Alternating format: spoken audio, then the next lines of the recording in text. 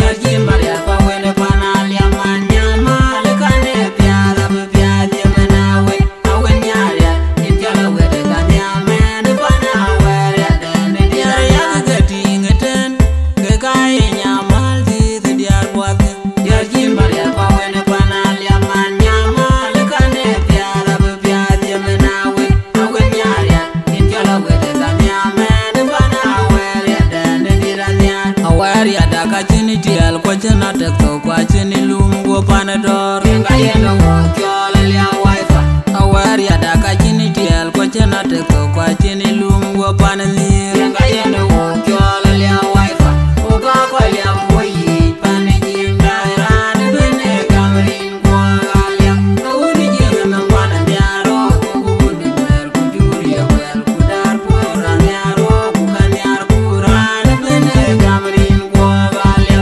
iwede panjole denga jangen jam diara non diaru diar gapanalia diara iru aweda yibil diniling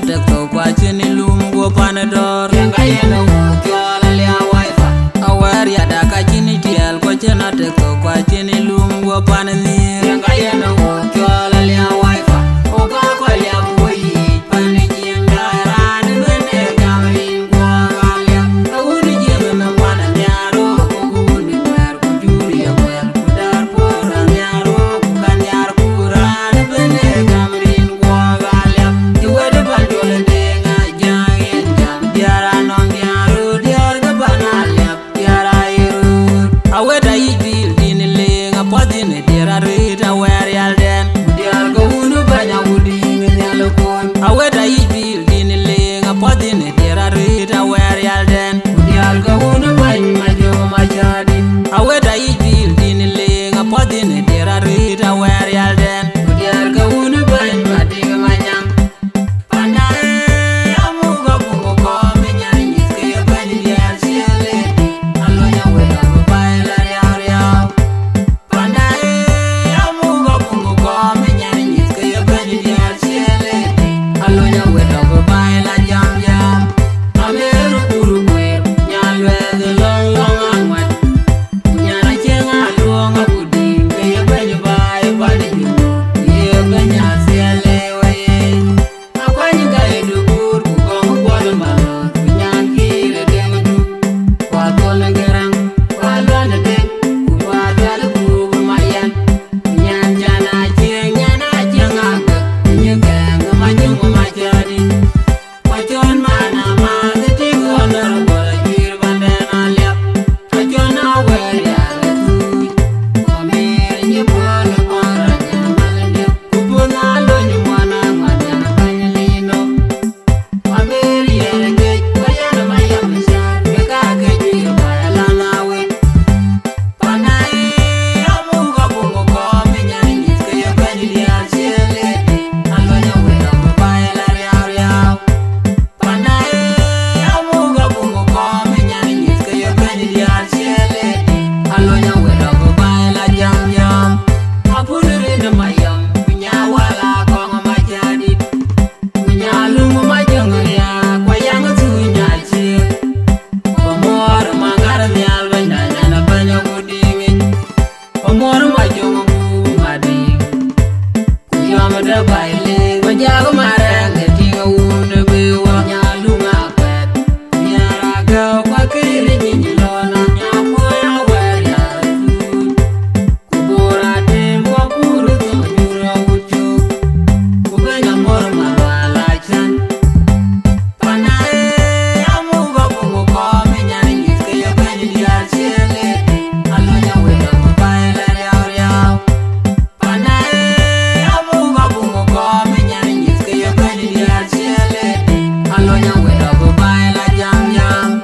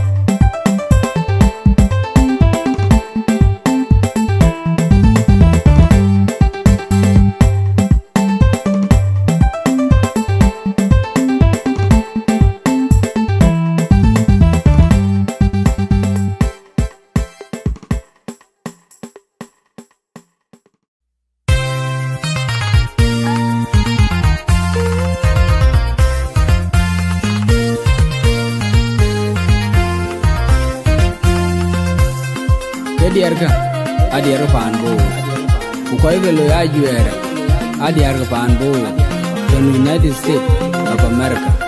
Koran ke Dergel any man were Runali Pay Terodiak Producer Guy Manyok.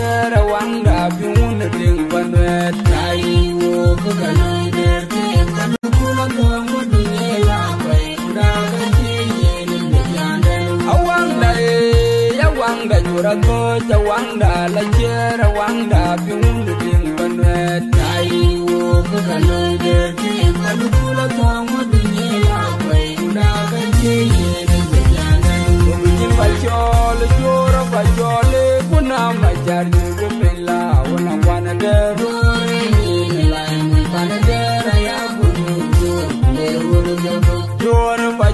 Chol, Rogayin Bachole, Punama Charju Bella, Namanade,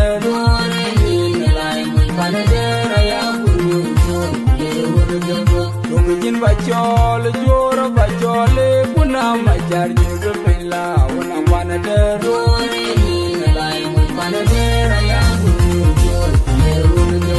Aburayan will walk alone, Yana go can do beer and dear. Alena Marangilia, when the man by Aburayan will walk alone, Yana go can do beer and dear. Alena Marangilia, when the man by Aburayan will walk alone, Yana go can do beer and dear. Alena Marangilia, when the man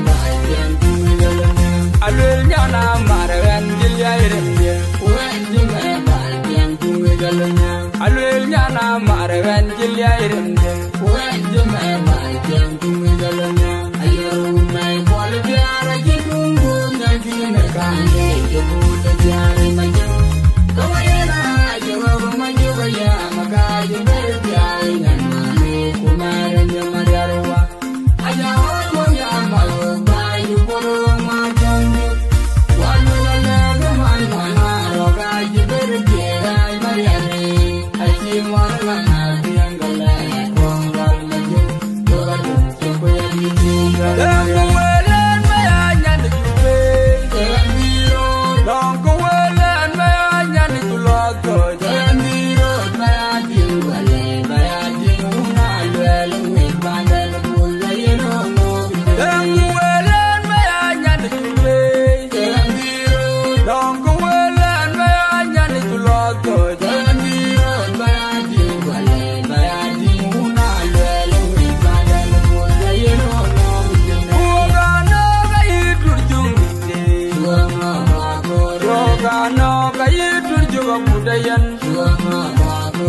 Okano kayitu jungu manyapai Okano kayitu jungu Okano kayitu jungu budayan Okano kayitu jungu manyapai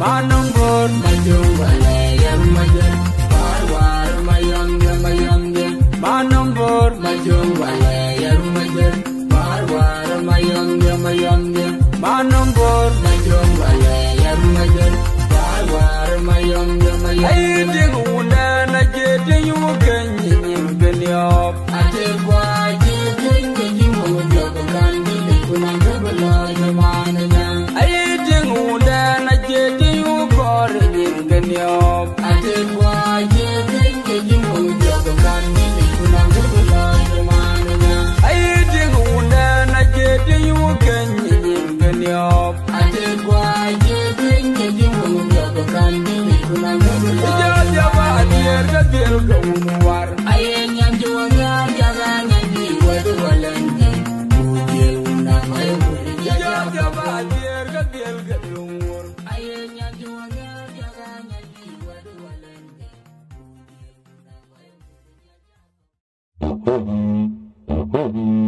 Oh God tira will oh come quick kaya there one yo dear what jet panami golden gawina jumami makweliyo ya wepindo ulende mawan makwe nyama yebi ya kede ya kene ufi amlen morning When you want to be, you got very dark and makura cheki. Wala ni dewa, ayo kutoa nyanya makuyari. Oh God, tira will, oh quick kaya. There what you did, what is yet panamiki. Golden gawina jumami. Ya wepindo ulende mawan makwe mawan makwe nyama yebi ya kede ya kene ufe amlen morning torobi amlen morning inga beida kede makere teki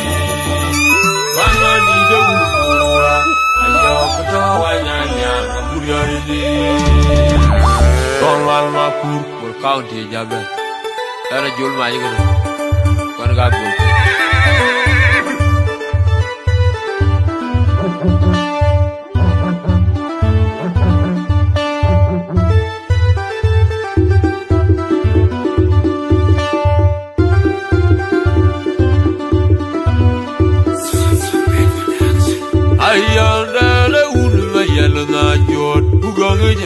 Ya jumba joka amu kwinu manjaba babai woman yang dane nyuka jerwen ni umanyam boli gatu dewi kuya ikon tarawat kabibi gam anje koi magam akol lenyura ko jenganye inanyo kulwa ya yakulia amane jujot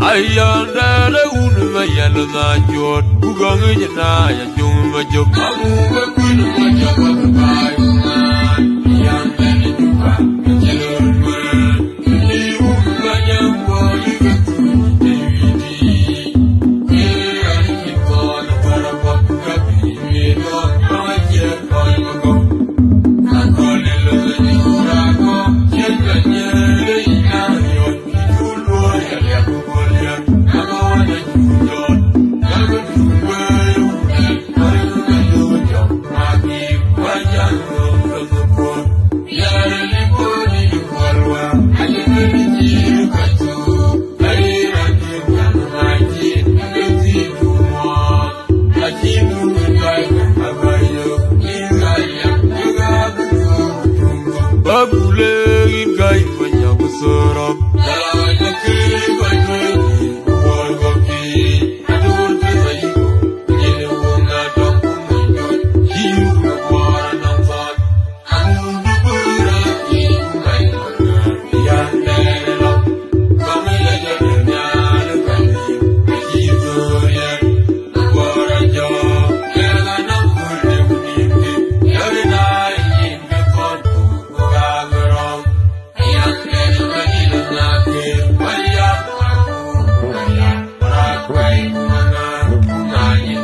Juga yuen bajula chizun yarien bangil majak amu kejulu kiliu kiliu anu bore yasu kami wene kayulu kami roli sonalan majugo wene kanyaju mukirol kadiwa tiga urang majot asar tu kejawan mor emayuna kot kulubir yang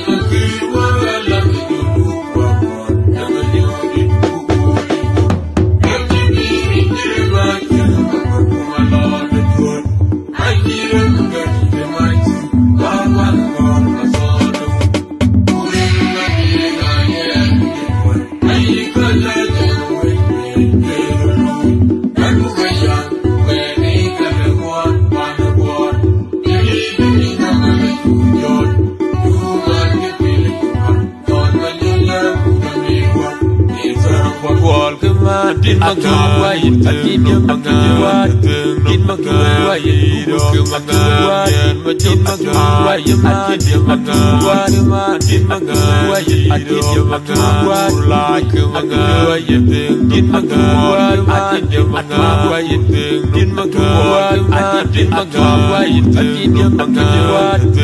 Makuach, Kuocgoor Community, in Makuach, Adhiok Makuach, in Makuach, Adhiok Makuach, like Makuach, in Makuach, Adhiok Makuach, in Makuach, Adhiok Makuach.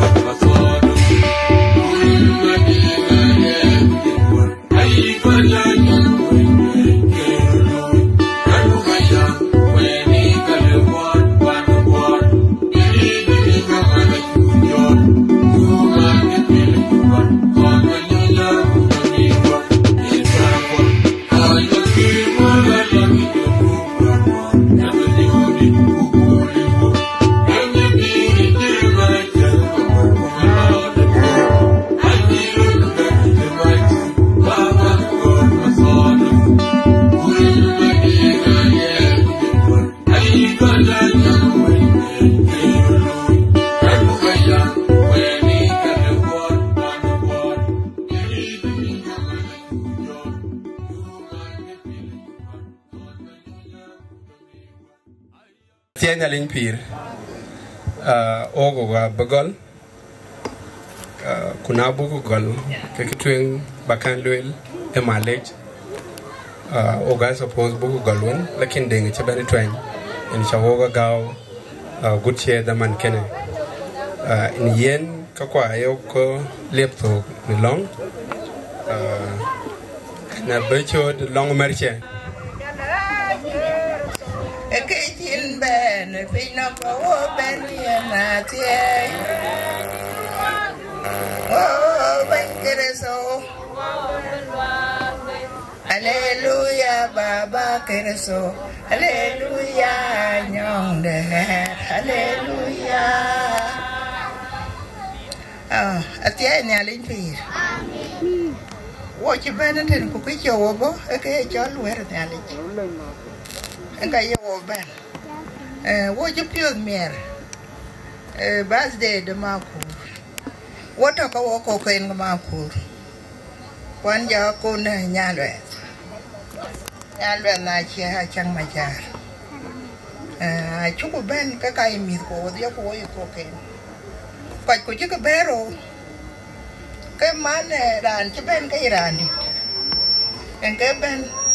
Bia can eat and one yellow quite money broken. Nailing around teeth and nailing around children, nailing by man walk aboard in the issue. You can over money by it. But what up you? Birthday hello. Tell a bit of a pull that. We might could wait the day behind you to mention it. Can I took a can import? I see it. And who bend be around it. You go meet you, go up your lay. You could be out where I can hear a low be up here. And watch if you lay you might not cook, baby, my food. Can I meet what you can watch your bed or walk cooking the miss. And I lay a book of gun nearly with you. The bench you were went and the chan nearly lay, you could feel the low, you could be the Agaar. And I owe Yamarin the age of Chris of Bandida. And what was that long? Bandit bring long da. Into the lake, Manuel. Appears chin or poor Nimberton. I couldn't make in a galawan. Book I can him up for be teeth in Banyador. Kite your walk, a bench you or Benetton was there. Run wide, if you go walk, go back and Baloy appeared. One met one of your human tin or Lord, then would they not yet way. You want ye capial betoxin, a kaki. Take it one in Banyador. You go nearly got me out, Kite your cake. And I chew up you. Train Yesu Christ of Bandida. Amen. Kitwing below in Chakavaka Legway. ane chol Makuach Junior Malo other ane man Lake State and a bit on near program Kennedy Randad Bioglu ya token bachol ko berin Kevin Legwork nyan kaida druka baben Atem yalimpi waga chuba lora red we ko chuban a lej nong knowledge we ga lo jeke gare ana ne chonya un make ane man ma kuri chimene chede lwe lakin man ma kura asli en kuti endi tene ana bito ka ko MC ka wan ma so yen ran bachol ten my brother MJ Chol Abiar bo ben lek reason chagogo bo ten ni men ken Luiko welcome MJ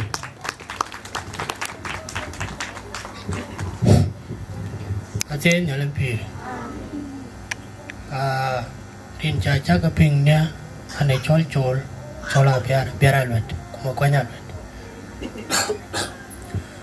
kitu ngo kang do we ko chaban ale ka do we ban chi we ban because ani ka jod we ka rutin agan mich lakin achan itiek chen we considered wo lo invite achakalwe fulfill baba ne kole so kanan wo dok shukran ko I hope jang dan monjang it is still there to dogutan okato monjang ko monjang ku chikudo chagam ka mat lo fulfill kanan jama shukran ko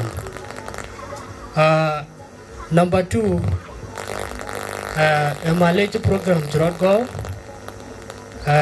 otherwise kanga ni ka ani ka jor ka rutin ko kujai interfere na long de kana jam ti chero wo ji ka pal ka awach ku ta ka la twen ka program chen beneten chimen to we gitan aju ku ban barnamiji ka ki to ka boten wana undai chol makur ba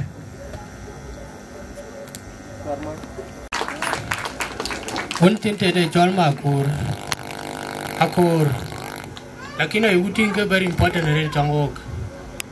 The reason I think very important, I'll give you a CV itaron chol ukanya let noran chima akure kole. Indeed, I just suppose Makur the firstborn Makwanya let bienele no.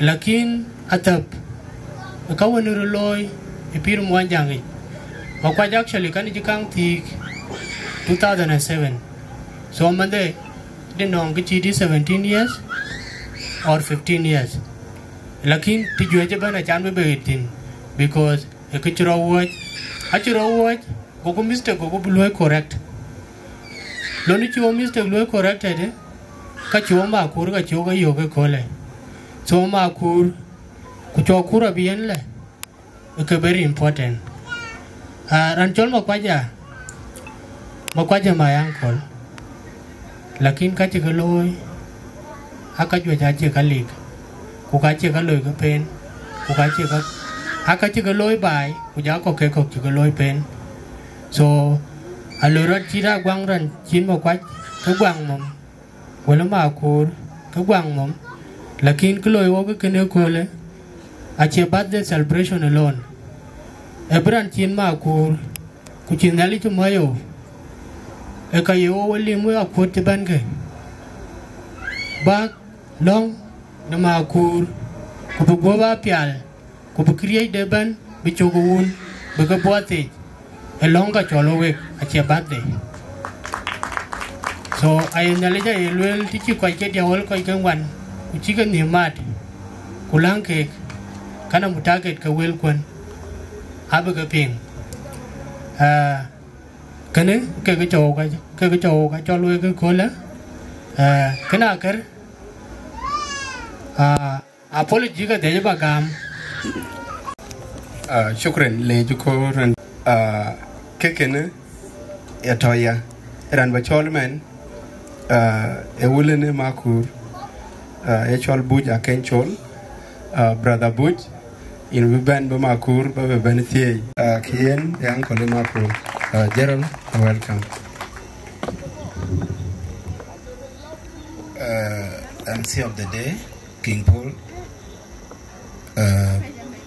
Marukuan Benetton Koika Nialech Rin ko un ko jong di laje taban cingadi balula red ki chol birthday e ya ken niere po a ci ko ni mar birthday e ke bu ko jamra ni chol yechu ku niale buku email buku ban garage ku lel ku niale men wan di 2019 ngot ki gat run ko kemia kenting ka ye tangdang mia ke berer pinyamaten kene ruon mia kunut kene yenge ke le bugu loy kene ana chol bunya ken chol ana rane jonglei state Twic county weta matcha ato pinyati ke chalo wet ke 2 years ko ima bor yara ana chol King Paul ko lo benang bag de bugu loy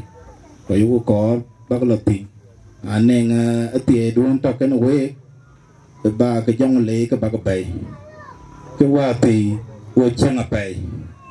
One of your pay, Kumiado, watching near Kagok, painting, Kuociang, women the Monjang, Gol Bor County, Belair, Twic County, Belair, Duquesne, away family. A canning a low pan, Yirol go tirot. Kana Atoya. Yima Kuocgoor Kwaya Bagarojor, do a team where they won't challenge and Kakuri. I'll make the 2 years. Kukega, deal gonang a pianiali. A canning get the yet, a couple of the year. Kumir Godo Yankee Javola Bay at a matey. Watch a banati. A ding a woman, a cheding, a ding da. You could really in the alley. A caloe thinner. I will dear ye tea to get a ding way. Good ding good way. Ding a woman. I show Makur to tea. Bagoba layer. Could be chill. Ubaka and cork a pinum, can a pandit, Biga Gieu. Which I can late. Happy birthday, Makur. Nearly can away. Thank you so much, Gerald Butch. Chajam Chachua de Jamro. Ayen, ran by Cholman, and Yankai Druka, no Gathin been corrected. In Kagatin by Martin. Bade a Makur Kanyan Kani Amuor Aluet. Yen MJ Chipuadi Chanani Makura Red. Lakina Amuor and Yanbog Baya. Makur at the 2019 pay the one day 13 what you love. Now we're going to look at Abijal Matiaban. Amuor at the 2021 pay the 1 year, day 26. So, you gal will bad the then Abijal Matiaban. So, about the Mithgaro Amuor Kujala Makur. Ayen me ran by Chol. Taban Makur and Walan Akech Gieu, managing of Sudan. Kran Bachol, my brother, my young leng. Yene Moin Pele, Kupale, get tea, and in a fair did the long chanting. My brother, my joke.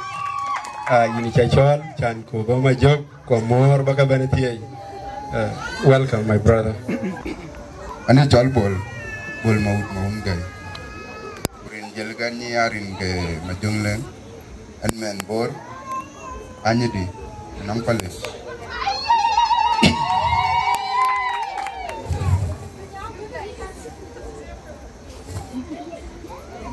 anje pioneer re ni abi wogitna anye ke tu jare walu anje be jang sweta dane pin tu jare ta boku ne godem go ben bi go walu le ka ti ai gene ati ai ma ku tu ini kalau ku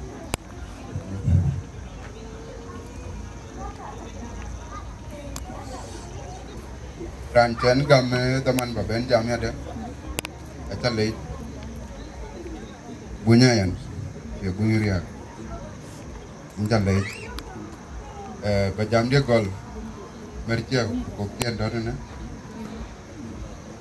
wecha ke modo dia jela weda mercian dorna wecha ke mod Makur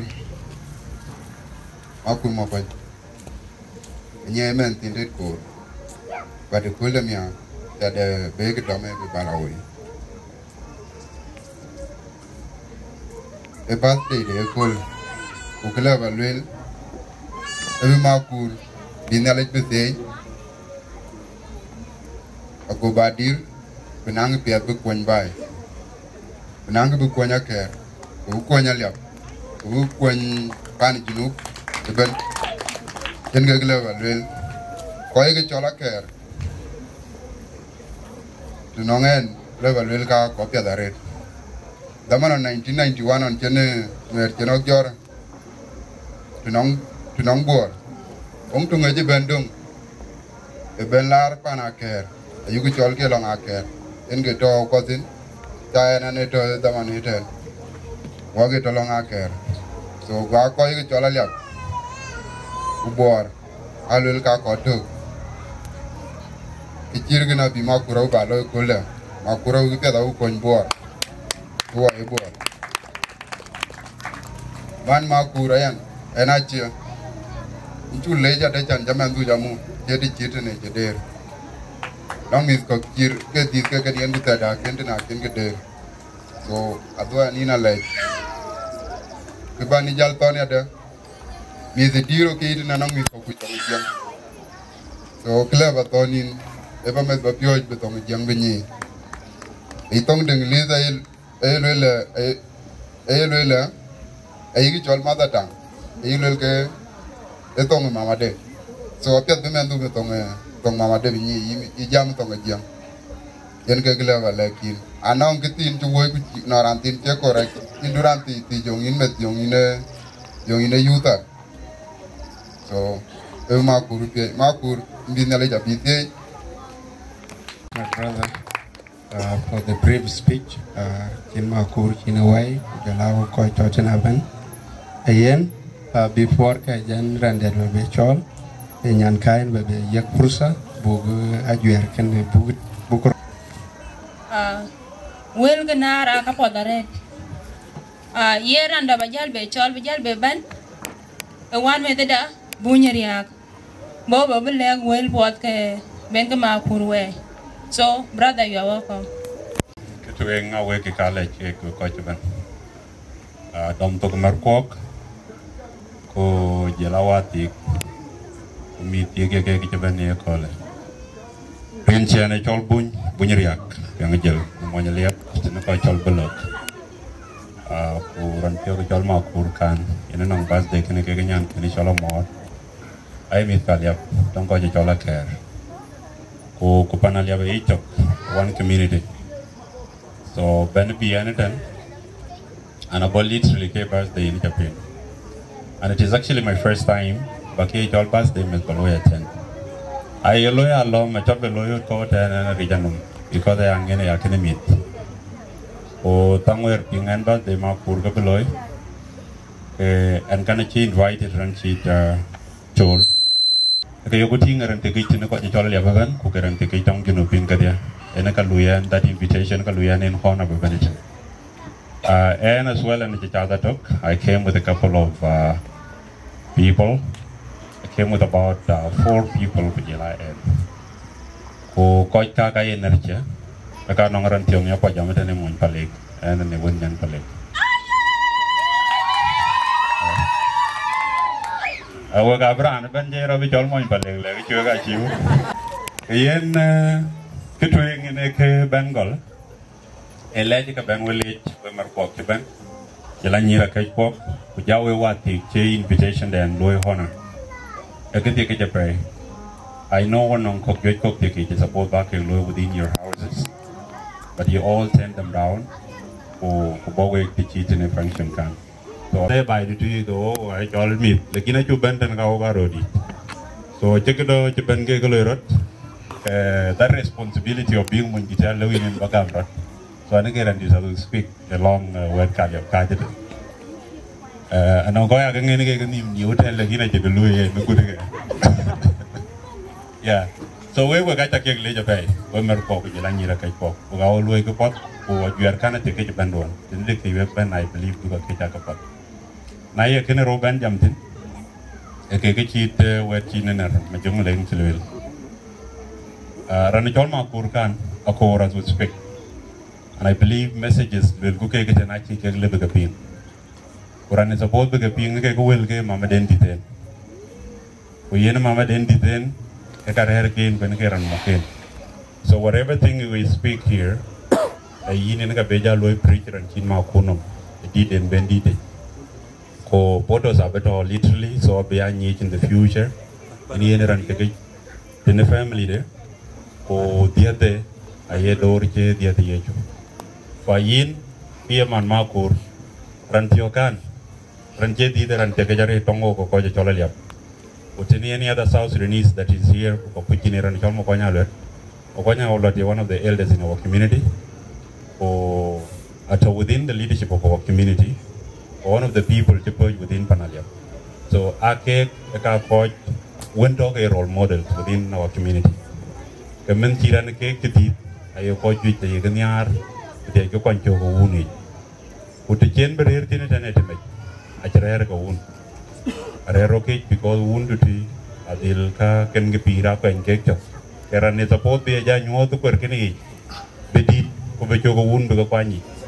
A year and a detainee, Mamma Day. So Makurakan, Mogo, Kongor Songs, or Yokungo, Taba, Abong Mogo, Potan, Kuocgoor in the future. Naya K. Bantik, K. Kay like the red team maju. Natural Jolabiar. And the Chol, a rare commute to Makuach, who got a loom to many meet. When I can a chapel team, Yalchen Yal Manuna College, Kuocgoor Gieu occupy a whole can eat. About through its coordination.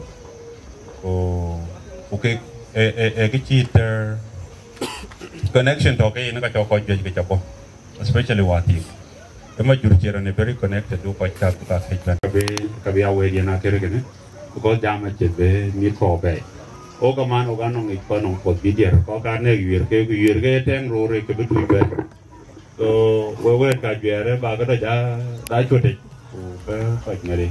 Akima, Eldium Dan ticket, Kuga Geranda, Kuga Man Makur, because I can't carry Makur, Kuocgoor Makur.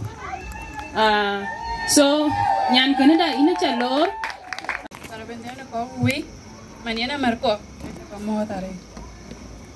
Where I met one Japan, Mania cake, you went by a command Marco, which I come motare. Nirakache, which I come motare.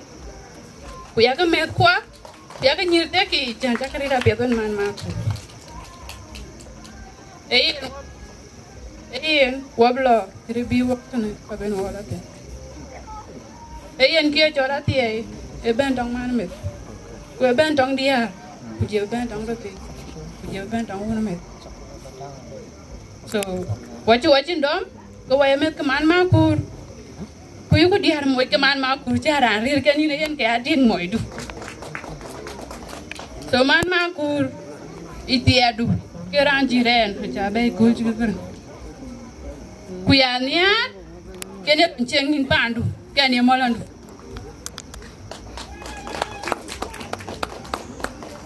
So, Makur, I've been at a Jabetie, in Jakamate, my land.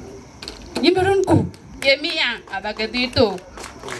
Pipiat, Abaloy, Pan, Alia. Man Makur, in man animal, they didn't war, Javiar, Tichawe, Gwen, Kalia Wi-Fi. I you, a thing to read, a yank late, didn't children. So we take a letter, I think it is but a will. And it's your Akima Angor, and think by and die. We just don't can you attack a chatting in your cage in Panjit. They ain't getting there, you're watching. We ain't getting it on Javani. So we take a letter. And Wabaka Moi Dinka Dergel agut chamar chawala ba kan joda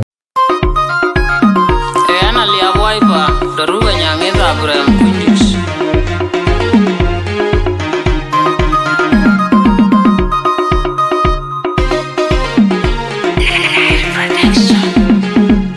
Alia be koi warni ni DJ Uramu una magali judi Dama ule dodo Dama une makanalo Alia be koi warni ni DJ Uramu una magali judi Dama ule dodo Dama une makanalo Alia be koi warni ni DJ Uramu una magali judi Dama ule dodo Dama une makanalo Dama une jama paraj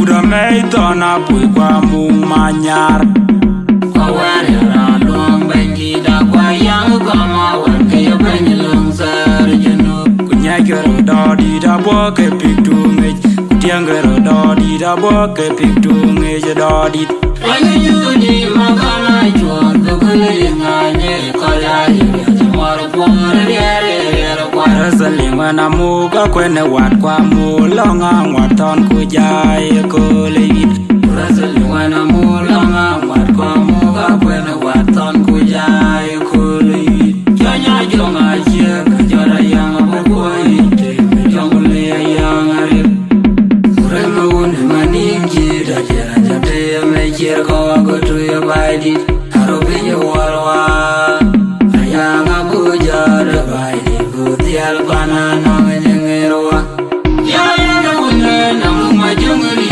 ngemalaw Kapore walen walene Kwa jonge tirnam kubudadi Choja kwa mwamene juarkop Yaya une namu majungri ngemalaw Kapore walen walene Kwa jonge tirnam kubudadi Choja kwa mwamene juarkop Yaya une namu majungri ngemalaw Kapore walen walene Kwa jonge tirnam kubudadi Choja kwa mwamene juarkop Aigu ajuat kaleng malo Ajuat kaleng Aigu ajuat kaleng malo Ajuat kaleng Aigu ajuat kaleng malo Ajuat kaleng Aigu ajuat kaleng Yaya una namu majungri ngemalaw Kapore walen walene Kwa jonge tirnam kubudadi Choja kwa mwamene juarkop Yaya una namu majungri ngemalaw Kapore walen walene Kwa jonge tirnam kubudadi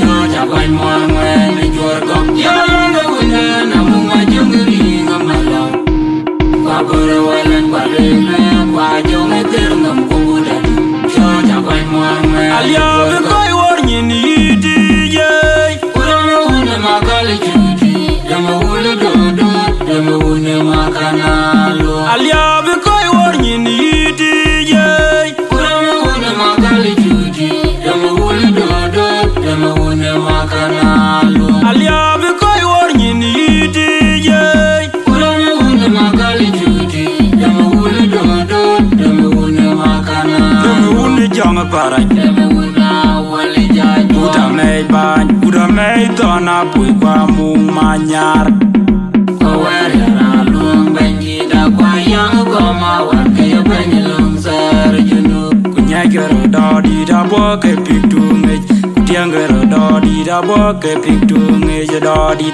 Lagi judi makana chuan Tukuli nganye kaya hiri Jamaru pungri riere kwa Rasalinga na muka kwene wat kwa mulonga Waton kujai kuleit Rasalinga na mulonga Wat kwa muka kwene waton kujai kuleit Kanya jonga chie Kajora yang bukuite Jongule yang arip Urema une maningi Dajera jate mechir Kawa kutu ya baidi Harubi ya warwa Ayanga bujara baidi Butial banana menyengerwa Yaya une namu majungri ngemalaw Kapore walen walene Kwa jonge tirnam kubudadi Choja kwa mwamene juarkop Yaya une namu majungri ngemalaw Kapore walen walene Kwa jonge tirnam kubudadi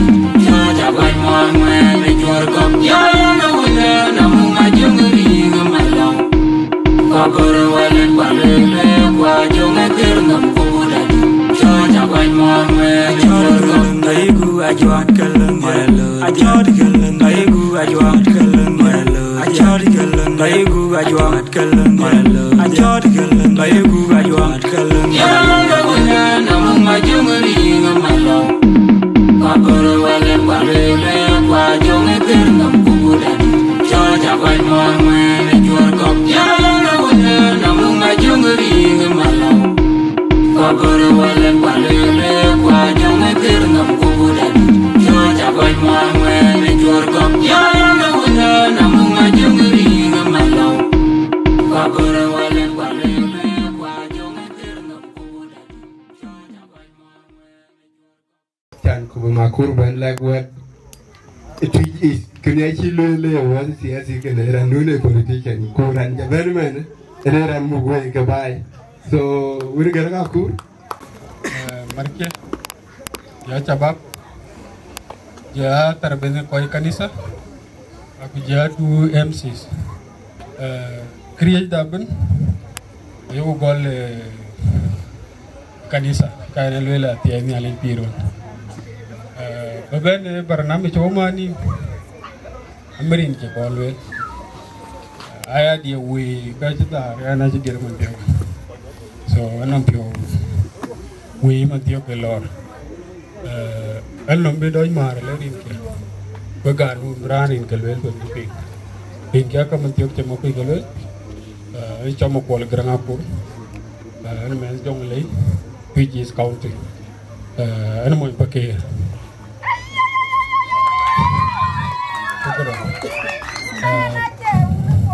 ini ke titi dah kena ten, nyari kini mama. Kolwel, kaj jenten. My brother kawan jam, so jorol buat Akech. Randa lebenum diang yang bana babi kau jet. So kaj jenten, emas mau cemo ke elwel. Ayat, we friend with Lake State. Especially Mobor, Pujamoko. I want to get my invitation personally. Anche doi ben like birthday kaloi. Lekin I want to ikan Mobor cekaka. Abene wer ni college. Menti unti Chol Chomapur. Rana eating Sunday. Pujala Akoi Gieu. I told him go ben be coached.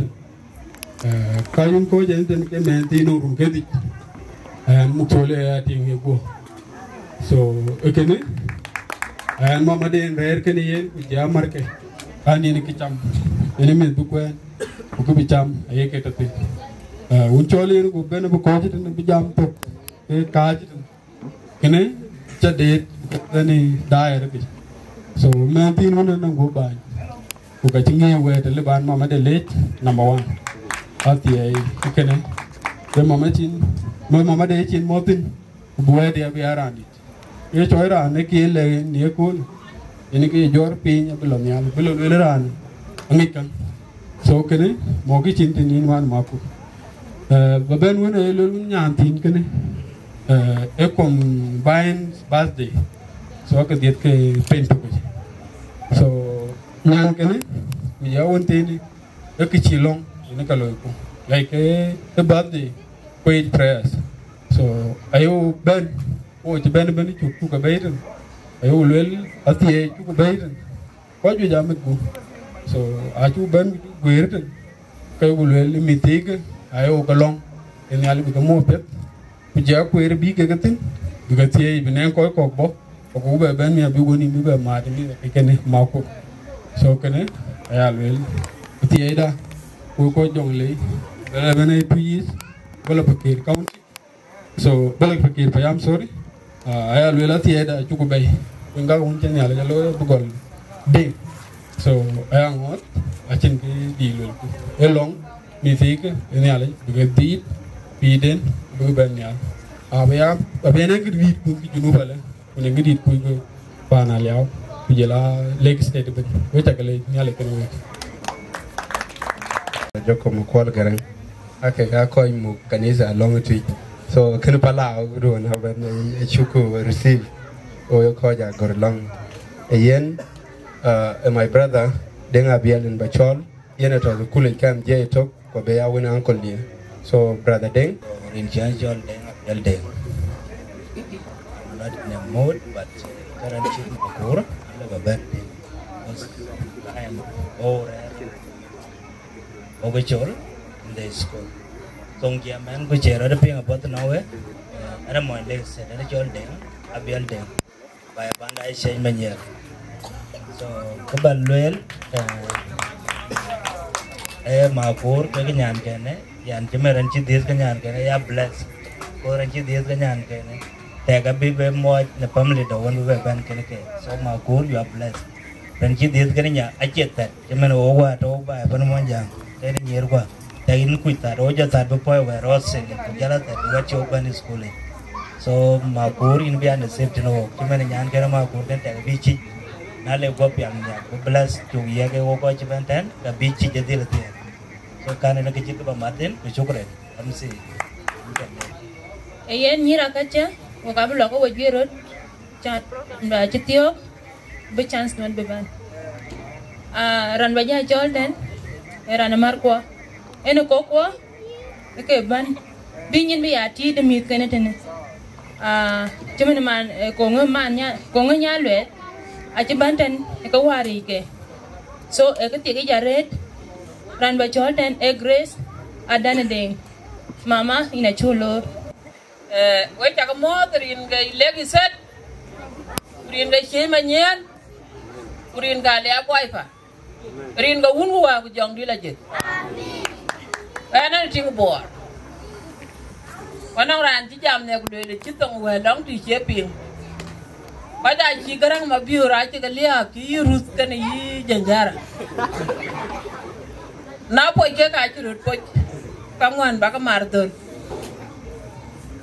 na ya ting bor nanti ni chon Makur chin ala je tie wo ko wai do wo che lo baby shower ko jala birthday wo che la ti achan ka pon wari ne runa ya ka loy wa ko wo che ko wa ko wo ye nin gadam wo go da ko kayin ya so wo dai ta kan damanda ya daman terwa kena an kre nyanti ne an le ya ka martin ting do juje ting na we ko we long ti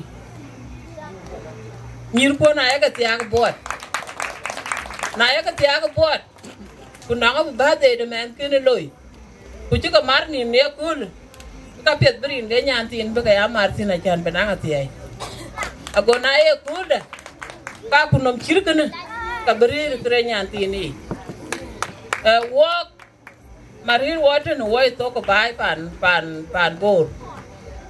One ang idiar ke twis. One ang idiar bor. Ke biwa.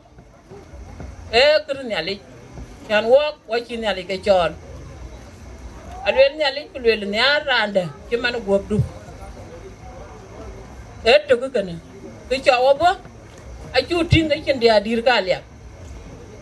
Nanong dia dirga liab ne ka di chulur ka kre long ti kunai chin dia dito ku yine ka do ne yine be bla ting we long ti ko ne met ko ne Makur man un ku man ti to ka tin e ka la pio dia kana ka chi wo ben wo ka dia dir ku bu ko ji ne ka ko ku yi rin ga un wa jong di la je so ke bi do dir ke bi lo ya ti ay ne bi gam ka bu dir gam kir diar bu jela ka da bu mati na ba ben kra ti ay ke we mi ka ru no we chi na le ka loy ka kir ka ti to ka no wa wa yer ga di war ner pin no min ka war ner en wa mane na ti ka le ka ko le baby shower wo metie wuti na diten ka ler lwe bla lang na be kirmana ka ber baby shower ber be loy ku ka de ga yen nyale jiben do nyale ja to kan we mi garuna na ko tin yale jan mu o ga jala ka duan te ba gur lakini aye wo ka ye kunyi nani ye walai wera na ye tie ka to mani agudu ben bi agudu bi jina bi kinati amage ku da na pe ku jayo yen wemi nani jika mo ka nani tuen nani jaka jui aye ka dokti ji nang ran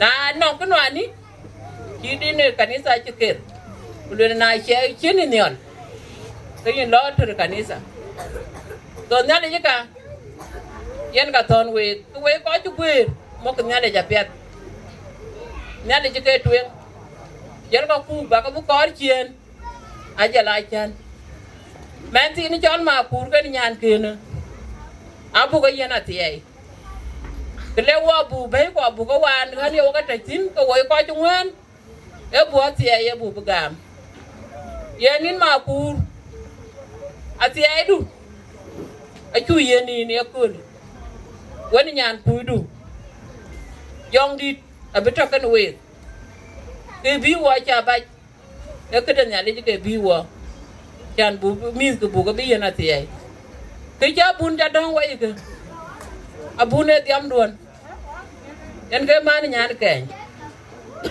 na war ke men don e gu go ko la te loy etna ke ne chala dik ke jila te loy ka la ben wona kon kiran ti donga ye chana berbe lo wi ka bero ko loy u kenyan ti dien nyane go ki na pir ka ti ya bot ka be ya bot kero kene ka cha bun ngai chen dongwe u jogu benu ya sakir ke rin ga un wa jong di la jet to ke ji don ja charia ka ke kene ke na bun ja bo e men don da en ke don kan ye na ba kan be ya kan mi ar pio u kana beli di longri agti en ga chen don kan agti mana ka kon ke ro ga men ti duan ku men lo ya ba de rin ga un wa jong di la jet ke kene ja bo ke kene ku en ga ya bun to kan wo en ke di chelong en ke di cheloy lakin wo ci rut bion nyane nye ran ne chelong je la wo man jam ku koy gu mi wer en nyale je ke biga bu ko ji tan rin ga wun wa ku jong di la je ran bu yen recognition enyan Canada daruka nyange da akuch alia wifi ina chulo apanan kene ko le ke ti ga red ana ji pola yum chiang ma kwanya lot ku chiang yara chiak aka niam ke ken men ke chi ko gwer kana achin ba de met le bi ko ngwen le bi ke ban ku ruti achiban ku dia di da chiban ku rem da ban achiban alle yong na jaret ni nier chi wo niar ran bayen pur samen e wan mat Sentino Sabit Dilar yen e banya Greater Yirol Youth Association bany ka jabab Kuocgoor jala family Makur jala ran Kuocgoor ban wa cha mo en wun wa ku jong lejik akala kul tigir di en ana chat ko jwe ajana bainum bain muk Yirol pin Nairobi or pin Kenya ajana bain londia indara kuma any information share jala bain grane chol dagrin twin ke support benden ora non ke nya kene maliki lagwe ko ci ben eke wamat kwa jal sai do kani buga cha waja lor di na jaman on behalf of the community ben to work ben ben very important especially my brother Bush I think it painted so na to pin plus team jibanki I recognize ben to wangi iban nikel chol chiang kan ko ya ching na luan ok loy ko ja kai in good number so on to put me at ben to work ben akal anyi ko ajuer doten ajuer Makur Makuach kujala nyan kene Amuor because Children Yagal birthday, check Makur Amuor. So, I go Buga Amuor Makuac. A children Yagal, Kini Tingan Kui. Kini Cat. In the Banya Cat, Bajatu Puerco. The Banya Lamadamong, Nalai, Bala Cat Bala, in Onion, a later thing, Nongian Kui. In the Banya Cat, Bala Kurnin and Akoi Kurnin, Bang Dentui, Bang Yirol. So in the Kurnin, Kuleciko. In Jangal, in Akurnin man. Which in Gito, he won't keep my feet. Yabatio, but Makura bless, and Nonyan can be dear. And the cat can do it. Yagal, Lauren is what we did today. Be Lord, be dear. Ukoda Kale, Yan Pop, Yan Binimakur, BTA, Yala family Maku, Bito, Shin Potty, Binari, Bigalway guide. So, Kida Chora can be dear to Benabinum. And I got you already. Go the Rankimakur, Yalan Kena more, Ran could deal to be Pinum. I can't cheat Kenny. Cheat ran, I check any. At the man, dear, they can. Cheat ran, I can eat, Natana 1 TR or 1 TR with it. I can get cheat ran, they because Ranene cheat me, at the man, dear, they can. Ale dan wong ama dan talk. Ale bini kane. Dan nyanyi year ama aku akai kenyi. But ma ran ku dies. Achene chit ke konyi. Chit aja nyi na jala dinnya. Chit duel ke etiran ke luati. Etiran GMT. Badakal pamli ran tin makur. Yeman kun acho nyok tin makur. Cho nyok tin makur kadi. Bukon met lui ke chit kan. Ele mugo no mipiri men tine lo gonna be Makur Moy birthday gonna jala nyan kene gonna photos kita domke jala gdo lu record kan nyak man Makur I hope it be I hope man Makur to be because will joge ajiran baga Makur nyak so hope to be dan baga pinga will ben Makur ben ka lo guide because man jamo Nairobi gonna so what dia ko ke chol aruran aga mit wet but the man jam wokene rora jada busy adi armen ka mit wet ibin ok baba ni ko o busy ko ji ina ba jal bai bang pin ba bud loy jora du bai te ki chem me to ku me tinin ke dia ku me to go wala ti to go ba ku e ti ga ni je kan man Makur to pin ada ban do chukuren kujala di har chukur ban ko men lo ke rur ga lo wan ken mi duet ko da mi arur ka mi duet wan bad men tiok yo jam kan ti jala lon diar akoi mu jendi bang rur jara chabab akor bogo tem lo ke rur ka loy ko lo ku yiko diar ko da diar man ka mi duet Adhiok man ka win bit. Because man jamo kan uma kuru liudan. Di nyuat in nganga. Kal jadu kuit Iran. Kun gini anton Chol tuang ten. Ton mari alene juga ini aja ping kal jaya rule nemu kan Nairobi dan. Kujala Kenya ten ben. Bang dia ke dia ti to. Jala merkia ke koi nguen to. Kita Chol mit bawet. Anong iwet ke. Aje bawet betul nyit.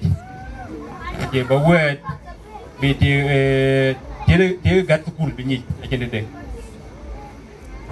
Mandu ku dia Chol kal cabai. Pukul pane Chol Yirol. Yirol tung dia kan ya ping anong siej. Anong Yirol West, anong awai rial. Koi sio kan anong kal ties je. Anong ke Chol amoja to. Anyoda to. Utunga to. Nó đôi chuyện, atau pada Chol Yirol, nato ke Yirol, apa, ini kita bahas kemet, ini biliam, itu kemet kalta, bikaltiat bikati, bikaltiat bahas kalau gini, pukul Nairobi tiok kan, macam TV kau benar multing, koreba, kau yang buduk bahas, nah tu kau bahas, pukul Makur kan mana mui, ni aku letiak, anong ke Chol kalbai itu pada ni Yirol, ngapain dia ni apa? Ngabe bukal bay la dia, yo Makur ama man Makur yen den kan be ko bay dia kalbai de so kuje kaja akin la kalbai dia mana kur ba kalbai ma kur bla dia ma kur be dia ngabe dia ke ma kur be dia itu ma kur brother because communication kalau pas keran tidak apa pun wen kepop jala my senior use king put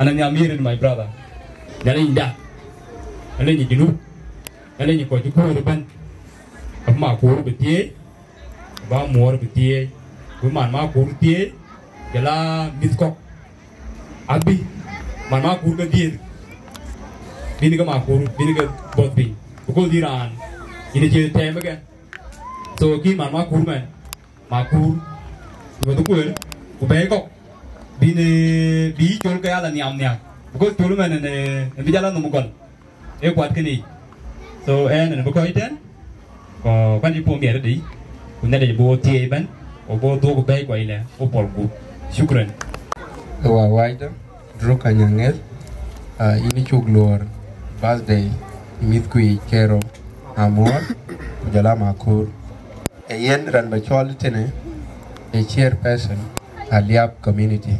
But before Kayane Chol we know watch and Wi-Fi ke bendu we man wa mo mober chelo be jam be ben ko jitene yike den dana liab yogo ping. Thank you Melwa.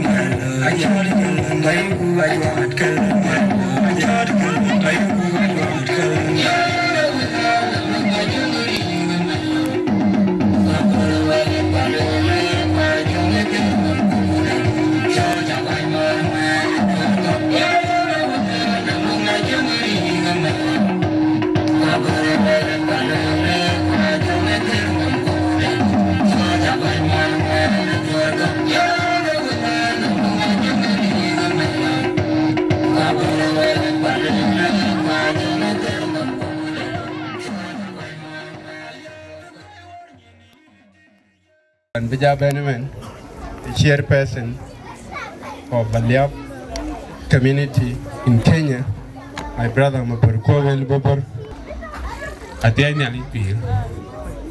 Aluet, Atenya nipi. Ayena ana bar lekin mu Dachuek. Ani begaware. Before kitarin kelu. Kay nyangeta yelel dan. Ali abu ay wori ibiti. Ay were men kiyoga. Ke por county ajiban. Kubo wori nyen panalia. So go buñ go yuop wer. Kujajayin buñ ana pol ko jungle. Ana korba bakena liap bagor Nairobi ten. Go buñ jaja ke ina pot. Na jam jungle ngbe bitin ko. Wa num jage jaja yider kan be ngadi ko postpone. Ken rin tane chol ma pat. Ko propose ada menalia. When it came soul medalia daughter.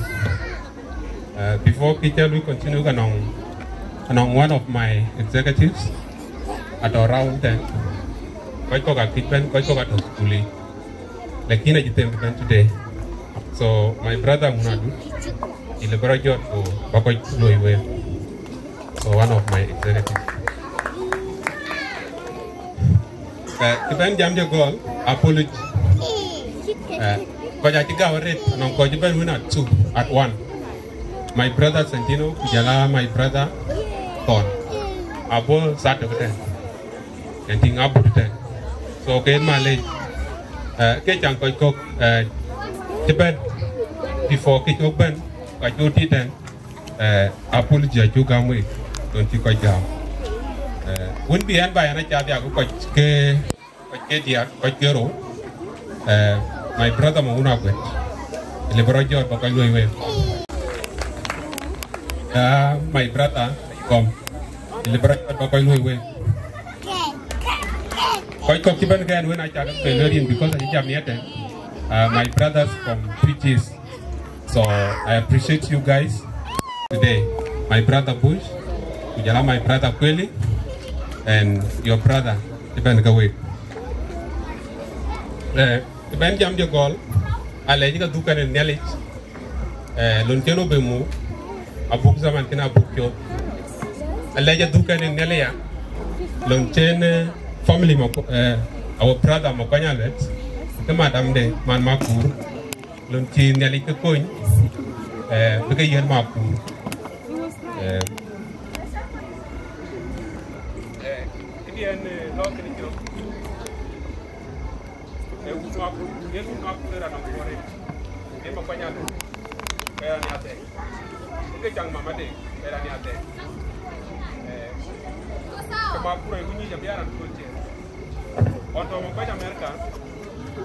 Onto Makuach USA, Makuach joka kuirut game. So nale kai menalia, achabi yo putoir. Kichen, gora leken, canting. Okachur binich again. Achana biop, way up, and Baratungus here. Canting. Can I need I am a quite area of Peran, a culture and pot. Can I win the child in a little window child? The Makur Amuor and culture and Binelli. Of a coin. The Kachang Mama there and Potiare. A old check photo is fully today. Queen at a pot of the quite cake, the coiner by again. Kidian Akar, I will make my message Kabengalatin. I will got a bite and meet Nairobi, Kujala Bay, Jacob. Meet Juajai, no way, meet Juajai Piat, no way. So, Kakaton Wiki. Akurba me they wet, old pony. Nano Rantinto by Kain, Kakurba Polo with our wet. And think you could go area. Akurba me they wet, we are in the culture. The kitchen they were what deep. Akurba meet. A Joranang Michelagetic or Mumbai. Kajikur Bakudunto Ipo, Bala, the Newmet by. So, then I keep a covered, I let a channel legibent, Ben Cuban, Mercha, Pujalawa Tiguban, Puranaban Tugu.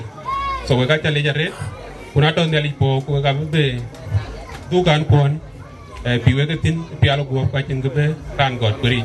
So thank you so much we biwe and we hope zaman that nearly abdi chit gana be loy menran tung wei che men makwaja to ni ponia abi nearly ga be ko ni birthday me be celebrate zaman ban. So thank you so much. Atem nearly pi we ka ta kamot we ko ko Junub Sudan ju guir kena mena Akol Akol ena emiad po ka lo e ke chis kena je dia ju untin aje yo lo ka la yen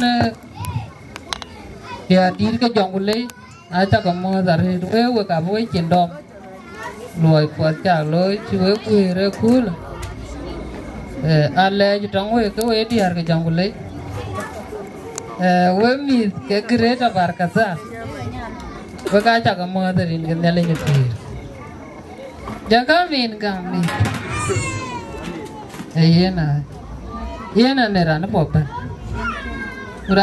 na kiran de judung kien e jorut an judung kien e jorut e lu nya du mo ko wen ge yi yen ko le dem bra ja mo lob la uti la ge ya ta ji go piu yen ke cha dia we ka cha kamot we ko ge Junub Sudan ki ko po chi ke na ki ya ping ku bo we kina le ji tong we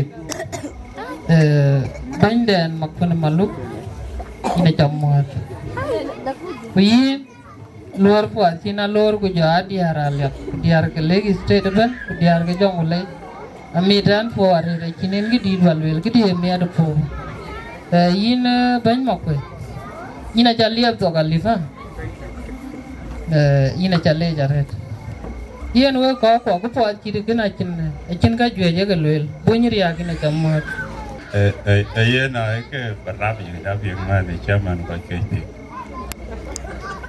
yen indoruka anige ran dei ne da po nya bunyi ya go lo di so a very great honor chan bi yo ne pole I think my first time by eating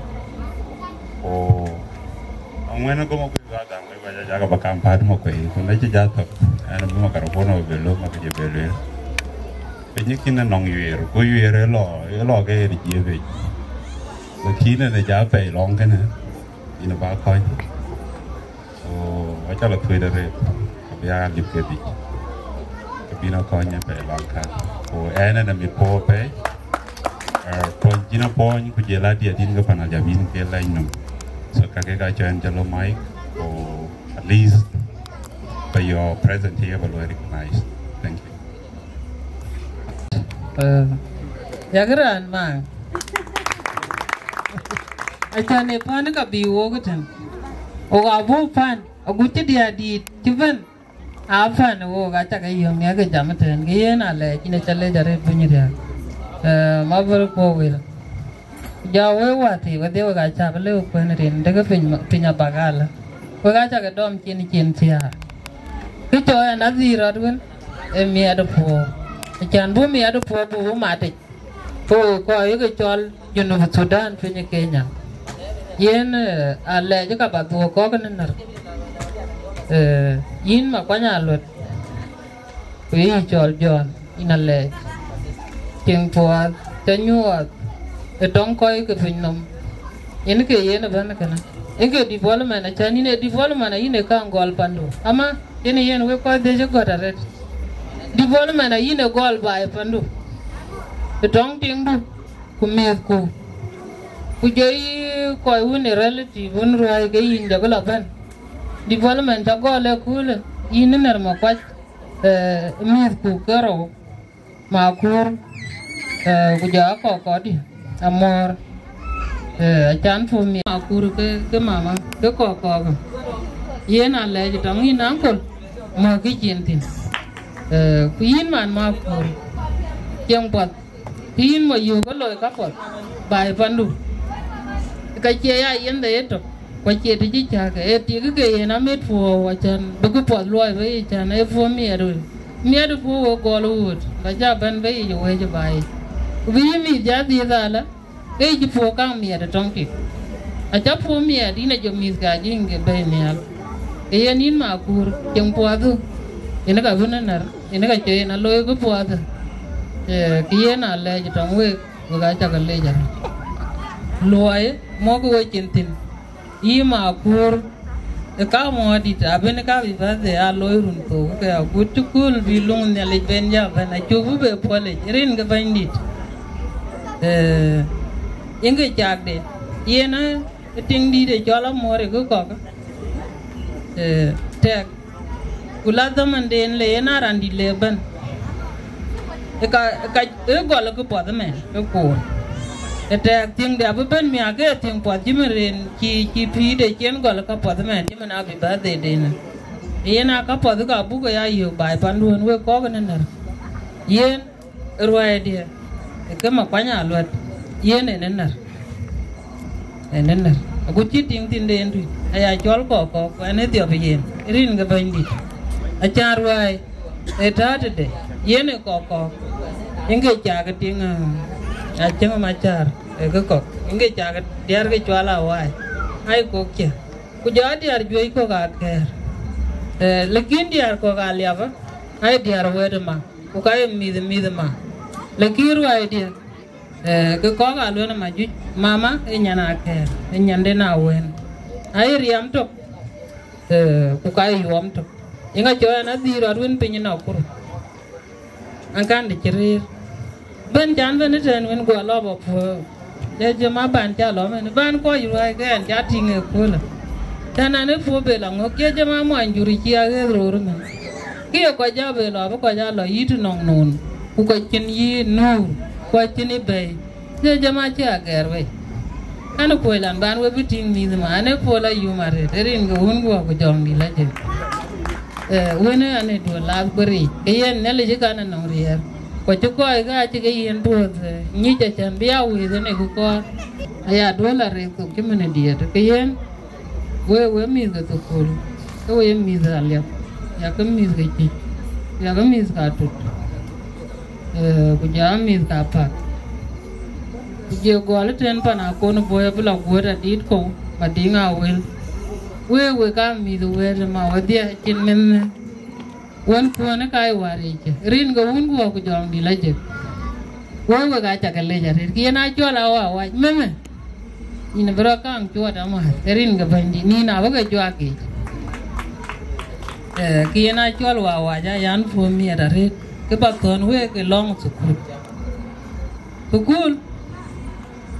sukul ka cha ba ya bon ya leng ku nga cha o ga re ro de tiki jon garan ki en mi jala sukul yon ku ye dang tung wer mo ga kan ke de jitwal ti ke dia ping tong kang ko de aka ka bu twala ba bu dong ay ke tin na tar ko da kan ke de jitwal ki nen sukul wer ka sukul ki ban ji nyu ro akur ba kwan ki anak chokin yu go ma ku ga sukul pinya ba be ba ka de kitwa ni dom yilang ne le chan ne le jige ilai tong o ko to ro ko ju ja chi la pana ne le jige ko mo ju wel ke ju go sukul chi tu tong ra ni mo ju go sukul kulunda chiria idu no fola pak ba ye ji chin kiam ina ji be dala du ka je chu gi ku jo chu ra yin ne le yin en ko ban kun chan nge kini cho na boro abi mo ajo we da brando ji chin tiang wo bela japo ye mara na kan ji ngong chwali lor bala ko yen kai ki choki ba sukul ba ko na we ka bi pan ji ko no an te na we ka be la be be parer ke chin nu ku ka chin nu ko chin ke cham tin a we ka ni ka to fin ka ka ke gale me ji ka ka to fin ko ka bi we ka ba be nyal yen kena liman we kare corana mam iye fodut urer agudi tangwi ndale jili ke yima kono wa ma ka loka jon ni mabur ko we la we jon na mala ku kan ye baba chin de tin e ja nyale e nga yide ja ta tui ke aya ga kore chan ba ga kwan ke yi punyre ene kan we la bende tu ja tin aya baba ji ke we di to we nim ko ke dia akira no wo ne ga ja la nam to ko bang e baba jike gut batuk to nyaling dui chu yen tonguru to we di to ni we ka mi tiege batuk jike we ka ba ba no we nyir we nyiti ga no nyiti to te ni cho ba ye na mor ka ba to gad ku sukul diar adung we anong ko to fande na mo jang du tuye le la diar nyir a che lo to kule ja la yor we ti kini nyo no to kule idu no bete du ndo ina jod men wi la yen mo le kina kwa nyin to kul chu ina goda la ba to ko ina ba la ko yen ane ba ra ren male ko ne ye pia do na chan bu wil che chi male cha go en ane ga ko re ku ba go ja male yen ana mitore mis ke nanar jika loya bi bade e kul ka pat ko junu fin ko ga mit fodare yen kidien banto bunyir ya gini jale to galik ko ga ta ka mo ko ko di ka na le ko to ni baba be je ba ja mo ko to ni baba akan ko la ja mo de ko ga ta ka mo dare ni ko un ko jang di laje we di aralia man kiri kana ka kor ama we diar ke yeru we diar ke legi state we ko jiro gam ku nyang ke miti kon we ko ko gi mi ken be itene mene ka kor achan bu ko ja ma de to kimenien ko pot we ga ta ke le jare mo ko chin tin ne le ja ko tie le ko wai da we ko ne le chuk ara jul ma yi kon ga bu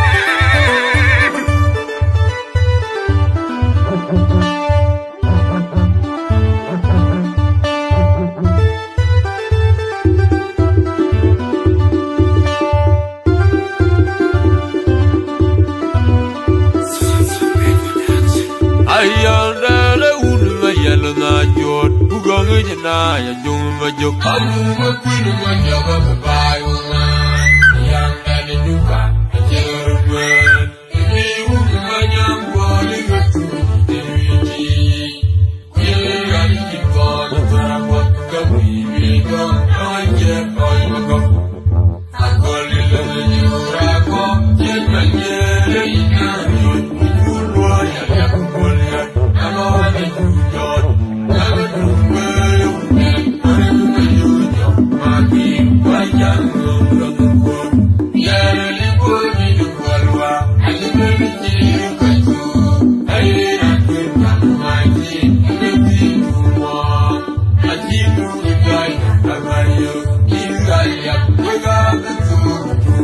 ayanda le unma yalo na jot bugangu jana ya juma jok amu ma kwinu ma jaba bai yanda le duka jelo ma ni unma nyambo li tu devi ye ani ko na para bakka bi me no ma je ko ma ko akol le ni ura ko jenda nyele ina yo tu lo ya ya ko